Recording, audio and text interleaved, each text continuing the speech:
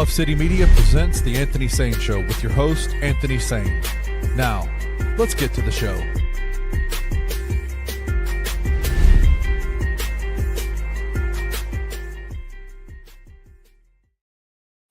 Come on, everybody. Welcome to the Anthony Sain Show. This is, of course, your host, Anthony Sain, here with my guy, Kenny Stubblefield, man. Kenny, what's going on, brother? Man, we made it work, man. We made it work. They're trying to hold us down, man. They're trying to hold us down, bro. You know we try. Hey, listen, rain, sleet, or snow, we try to get the Anthony Sain Show to you. So Anthony and I were on the computer about 15 minutes before, about 1:45, going, okay, can we go live on YouTube? How do we do this? And man, it was a no-go all the way around. No. We appreciate everybody rocking with us today. If you did not know, for all of us content creators out here, today is a major meltdown day, man. There's some issue going on with Google. Basically all streaming services have been shut down today. Been down for a few hours. They are back up now. So we're going to go ahead and get this job going before they change their minds. Saying on that church time, ain't it? I don't know if you know that reference from Dave Chappelle show with Black Reparations when Dave Chappelle got his money. So I'm gonna spend it all before y'all change y'all, man.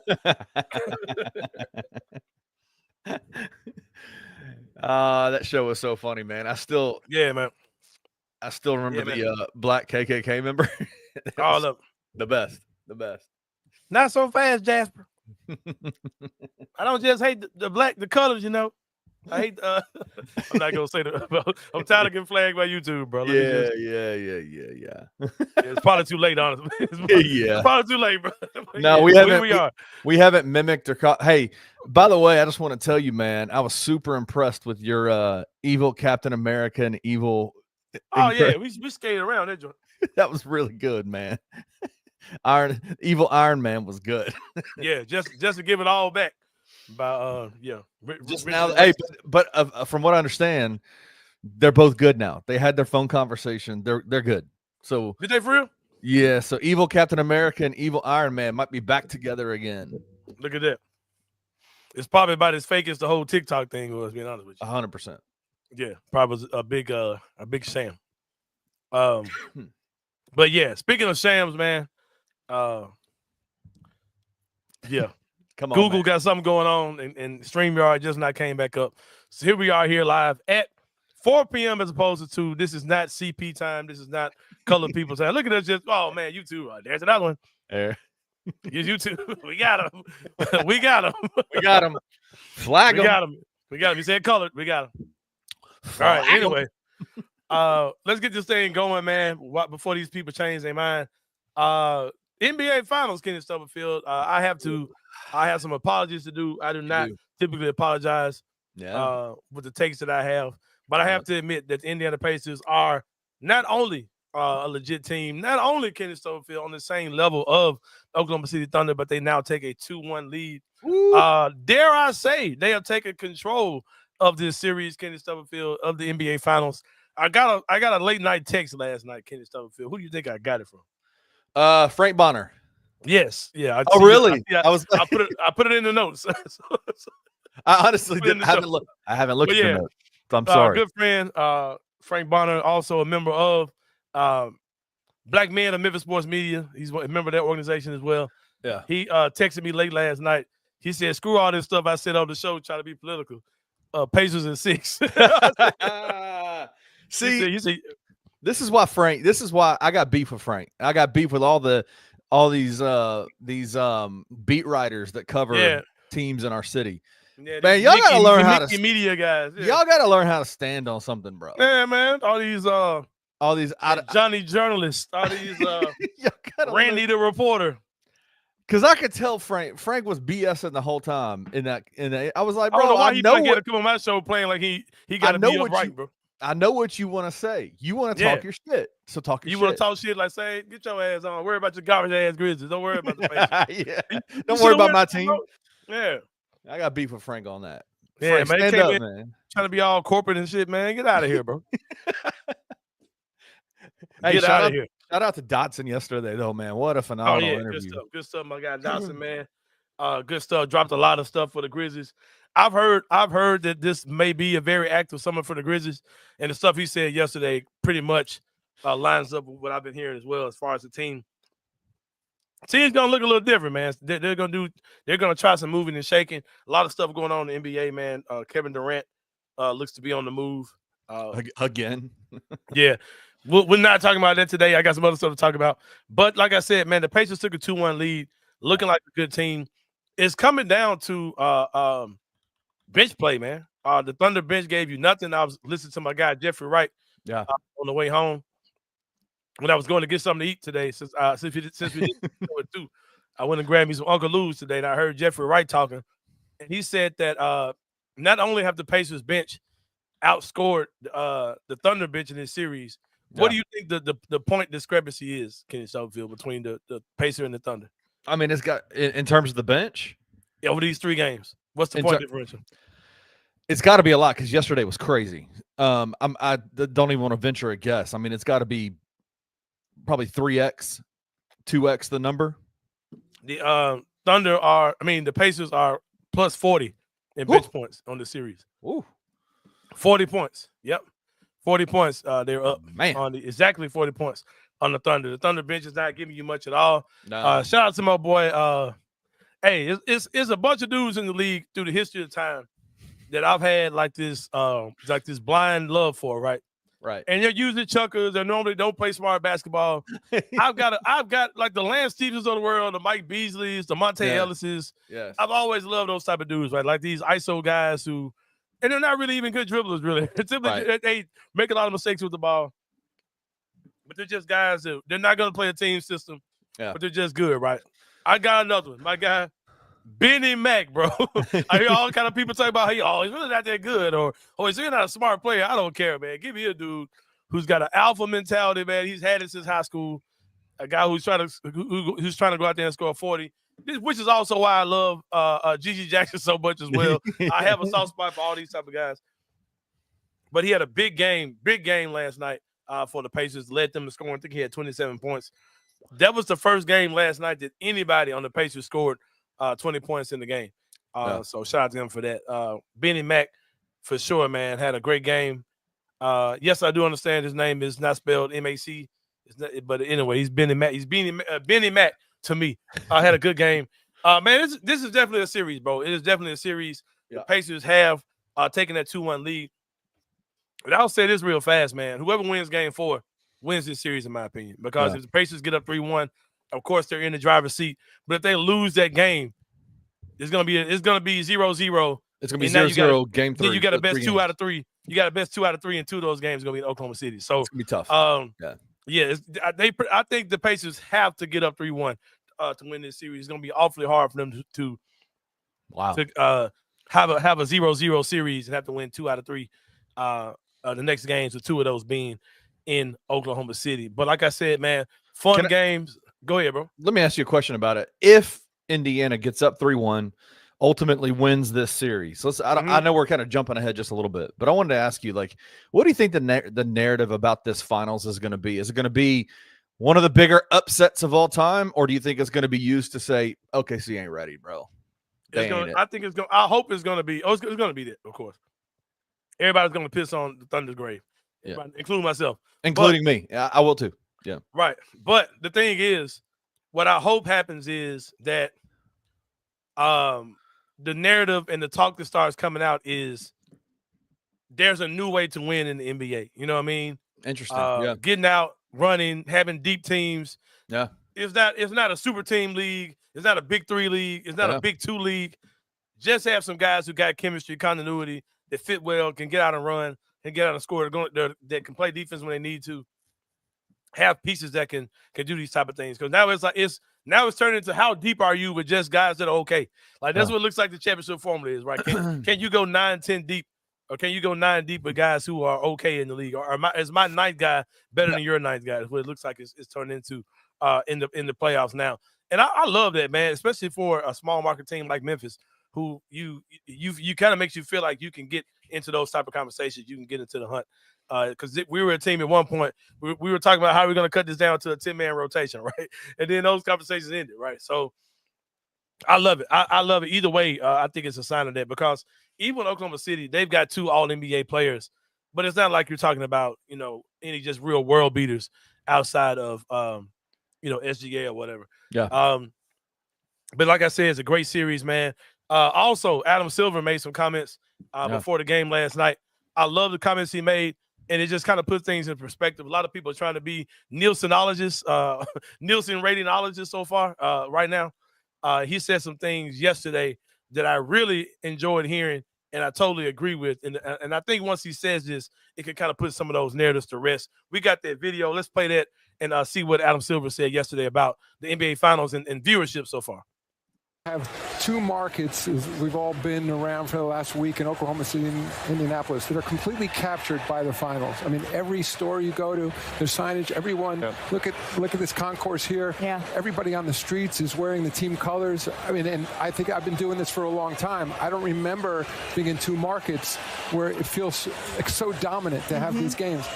Then as a media matter, it's interesting. Like, people compare us to 20 years ago, but for these games 1 and 2 so far are the highest rated programs in May and June so far on television. And if something beats us, it'll be another sports program. Back 20 years ago, we often didn't win the night when the finals were on. But the ratings, the absolute rating is lower now. But what's happening, people talk about in politics all the time that we're a divided society and people just want to watch their point of view. The world's changed. There's so many more options now and this goes to your question, that for us, a huge event happens like the finals, the question is, how do you bring in casual viewers? It used to be, when you were on ABC, there were only a few networks. Right. And then there's some cable channels. And so if there was the NBA Finals on, or the World Series, or whatever it was, you were drawn to it because it was a big event in society. People were talking about it at work the next morning. And long way of saying, I think we have to do new things now. So in some ways, I couldn't be happier. I mean, we're dominating in these cities. We're dominating relative to other programming. But ultimately, the goal is to get more people to watch. And that's what makes it a bigger event. And so we have to be innovative and find new ways, podcasts, social media, direct-to-consumer marketing, new digital platforms that we're moving to next year. ESPN, ABC are doing the same. It's a changed society. It's really... Yeah, man, I think that was good stuff what he was saying, if you think about it, man, because, like, when the finals were coming on 20 years ago, for him to say, yeah, back then, when the numbers y'all were bragging about, we weren't even the number one show that night. You know what I mean? It was like Friends or something was beating us. You know what I mean? Like, but now he's saying we are the most. Your audio's out, bro. But now he's saying that he's, we're the number one show every night. We come on. You know what I mean? So, and I think, like you said, times have changed. I can sit in my house. If I don't like what's on TV, I can go watch Avengers: Age of Ultron if I want to. You know what I mean? I could watch anything. Like, everything is at my fingertips. So it's hard to get to dominate television the way that the NBA could back then, man. And like I said, there's so many silly narratives about what's going on. But this is absolutely great basketball that's been going on these 3 games, man. Yeah. I love it. I know it seems like I have a dog in the fight. I don't. I'm gonna piss on whoever grave it is that loses. Trust me, big time. Especially if it's the little bros, Oklahoma City Thunder. Especially if we can little bro them once again, put them back in their rightful place. But man, like they've shown, you know what I mean, some weakness, bro. Like, if they're the type of team, if you can kind of slow this thing down, get a little ugly, where they have to play some half court basketball and don't turn the ball over. Yeah, and and kind of make SGA work on both ends, which is what they're doing.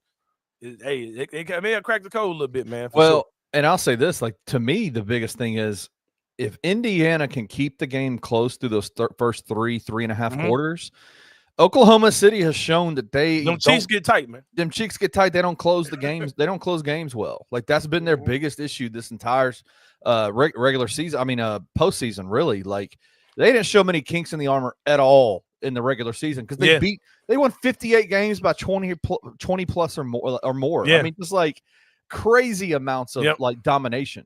And so that is like what you're seeing is like, if Indianapolis or Indiana can keep it close throughout the first 3.5 quarters, Oklahoma City tends to tighten up, man. Yeah, for sure. But yeah, man, like I said, it has been a very exciting series so far. It's gonna be good to see how this thing plays out, man. I still think the Thunder win, but like I said, it comes down to this next game, bro. Yeah. If the Pacers win game 4, I think it's a wrap. But I think if the Thunder win game 4 and force it where it's the best of 3 with 2 at home, I think they win.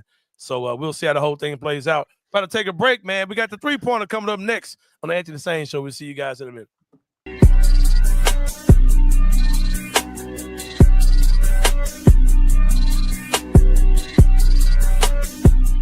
Yeah. Oh yeah. Oh yeah. Oh yeah. Oh yeah. Oh yeah. Oh yeah. Oh yeah. Oh yeah. Oh yeah. Oh yeah. Oh yeah. Oh yeah. And by the way, we ain't going nowhere. Solar flare, ultraviolet light beam. When we appear, be prepared. A couple dudes from Memphis moving mountains with their prayers. Surrounded by the thousands, yeah, a cloud of witnesses. Cheers are filling up the air. God called us, God got us. It's the sentiment we share. Feeling fresher than a dynamite. Know who you dealing with. About to get this thing cracking like a kick in the snare. From the kicks that we wear, cross that we bear. Our souls in it. Cold with it, just go with it. God scripted. Got the mission, called the count stuff, then God flipped it. Triple my work with a new birth, that's how he did it. Oh yeah, won't he do it? He'll take me there, he'll take me through it. He'll build a flesh, got a Lucy Lou it. Pride before the fall, that's how Lucy blew it. Yeah, I declare, I decree. About to take the city like scot-free. We're here to change the culture, not debate about the top 3. Looking for an alternative to alcohol or conventional medicine? Check out Ounce of Hope, a Memphis-based dispensary with 2 local stores in the Sanderland Center and on South Cooper Street. You can get all the products you need in a location convenient to you. Each store offers an intentional shopping experience with dedicated bud tenders to answer all of your questions, from product selection and mushroom blends to our personal favorite, the Delta 9 seltzers. You gotta try the Peach Buzz.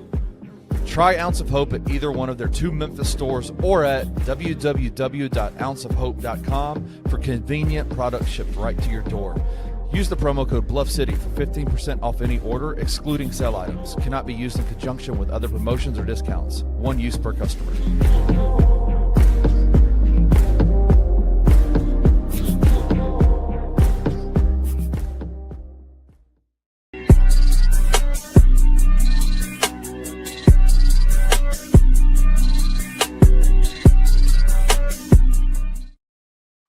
What's going on, y'all? Welcome back to the Anthony Sain Show. Ken had to pull out the belt, man. I'm feeling some type of way, man. The first ever Kenny Stubblefield Memphis Magic Volleyball Institute free clinic is going to be this Monday, man. I've been telling y'all about it. Me and Julia super excited, man. Get out here with these young ladies, bro. It is going down. Got coaches signing up, got kids signing up. I think we got like 35 kids signed up so far. I think our limit is 75. Hey, I want to push it to the limit, man. I want 75 young ladies in that joint on Monday, man. If you got a young lady, go to my socials. You'll see the link on there. Go to Inspire Memphis, inspirememphis.com as well. You can find that joint. Yeah, man, we're excited, man. That's crazy. We're ready to make some champions out there, Kenny. Hey, I love that. I love that. Champions, bro. We got different collabs. People reaching out to us saying they want to be a part of what we're doing, man. Just be excited, man. Excited to be walking in purpose. Like I said, our organization, like we said, is geared towards reaching out to the young ladies in this city and teaching them the game of volleyball, making the public schools, the inner city schools teams better by raising the floor of those teams, teaching those girls some fundamental skills.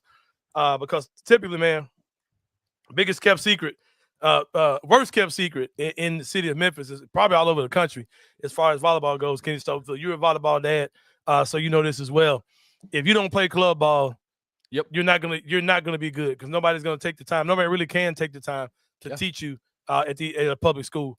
So if you're not playing club ball, if you can't afford to play club ball, your public school team is probably gonna be pretty bad.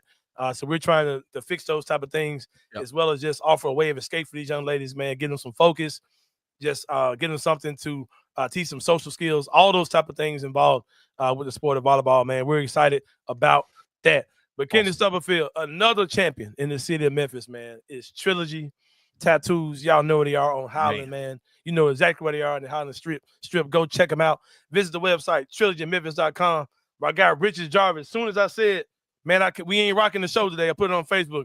He said, man, I'm down whatever. I'm down for life with this thing, bro. Whenever you pop on, I'm going to pop on, man. So love that guy. Richard's probably somewhere getting some money right now. Rich is a huge supporter of what we do. Go check him out, man. 27 years in the business, man. Don't have nobody with no little nasty stinking hand fooling around tattooing you up, man. Little nasty dirt up on their fingers, man. Go to Trilogy where it's clean, professional environment, man. They're gonna get you right over there at Trilogy. They got my guy Kenny right. Show him, man. Flexing on him, man. Flexing on him. There you go, baby. Bro. I feel it. I love it. I love it. But yeah, Kenny, it's time for the 3-pointer, man. We'll be talking about 3 things that are on a brother's mind, bro. Let's get to it. Kenny, the New York Knicks are out here looking for a coach.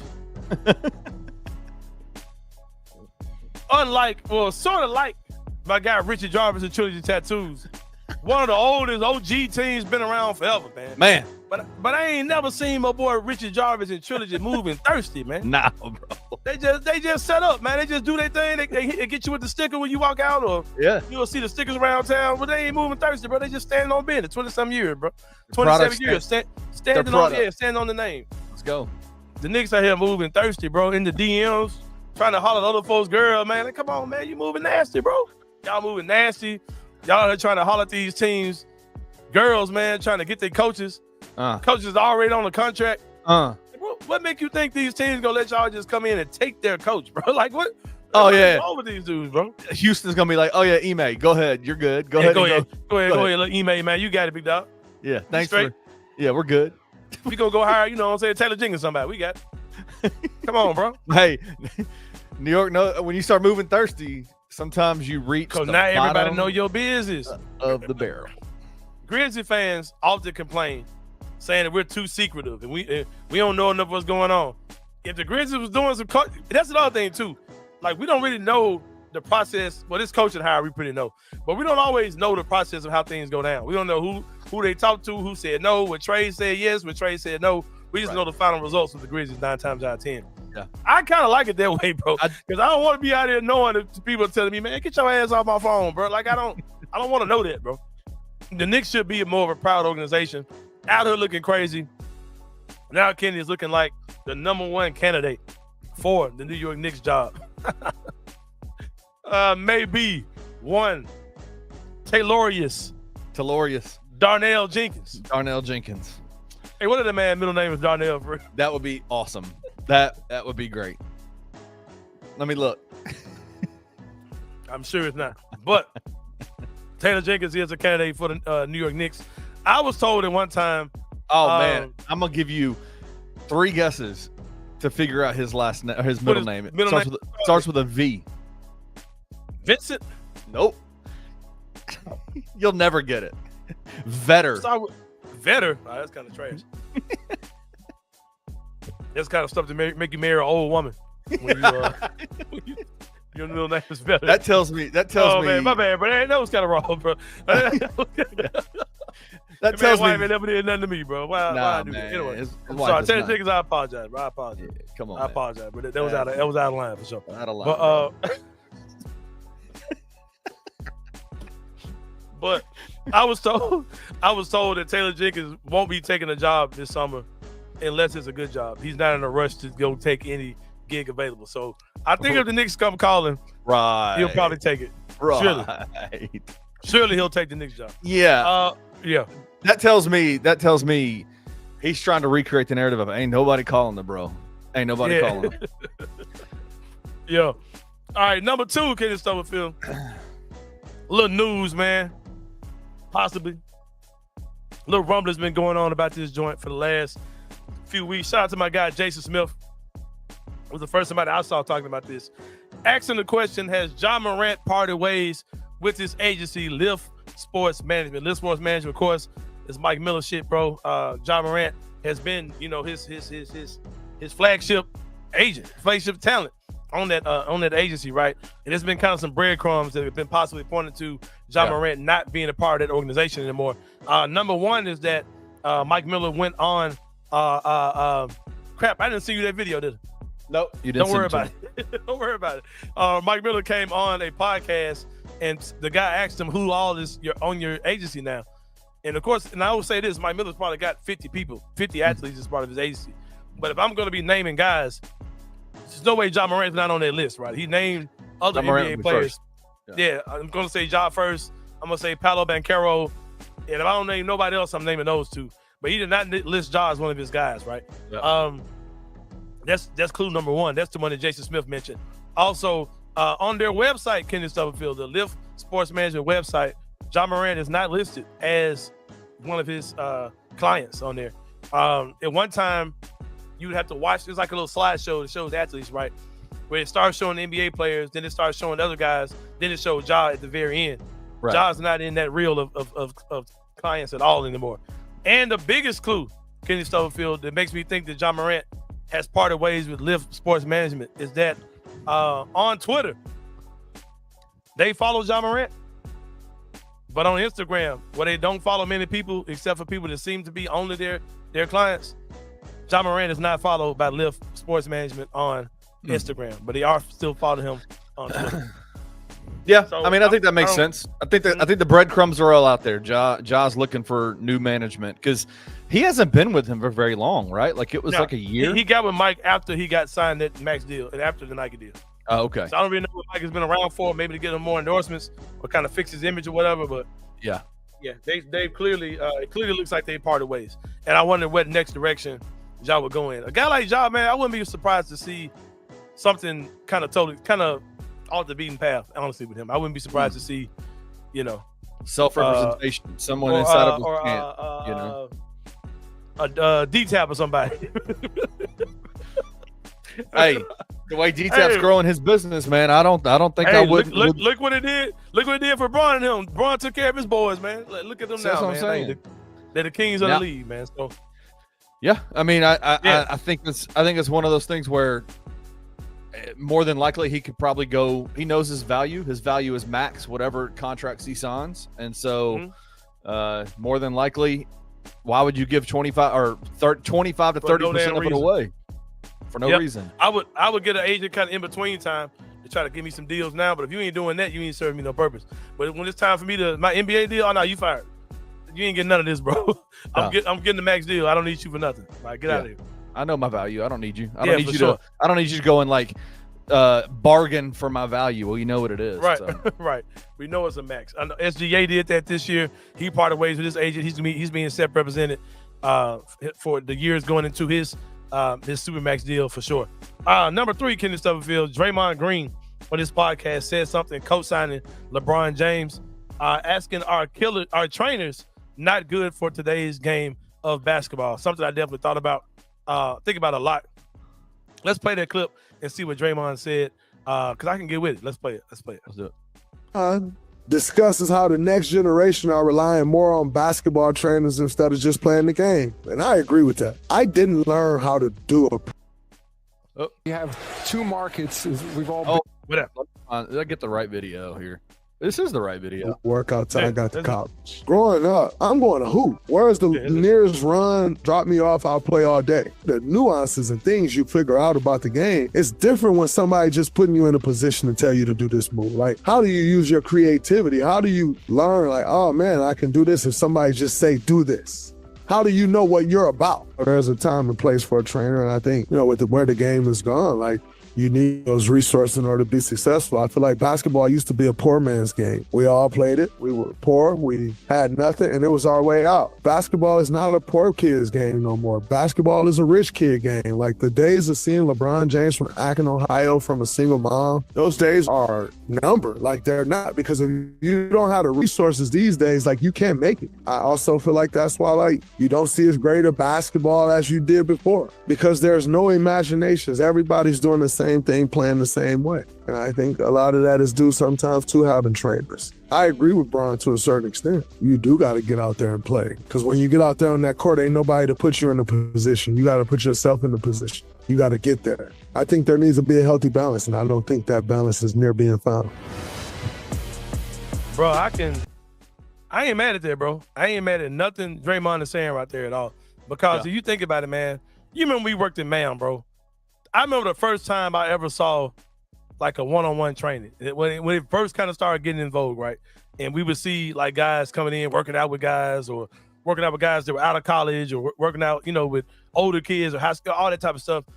Now, man, you're seeing like middle school, 8, 9, 10-year-old kids got trainers, bro. And their introduction into competitive basketball is coming from a one-on-one trainer experience, running through drills and going around cones and all these type of things.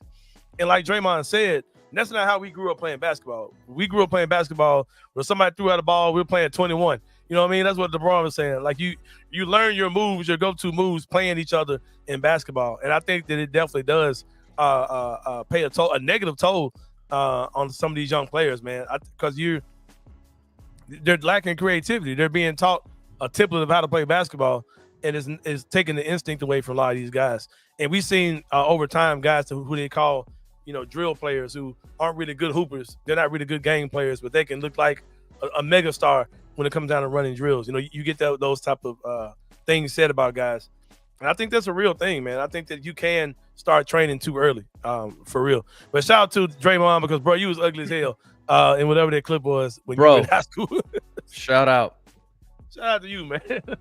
I will say there's parts of what he said that I absolutely agree with. Parts that I think he's kind of I think if you're a high-level basketball player, money's going to find you, right? Like opportunities to play, opportunities to do, to go to different schools, things like that. Mm-hmm. But I will say this personally, on a personal level, and I didn't play basketball at a high level, but I just remember when I played a lot of basketball early on, and my main skill, Anthony, was that I could shoot the ball really, really well.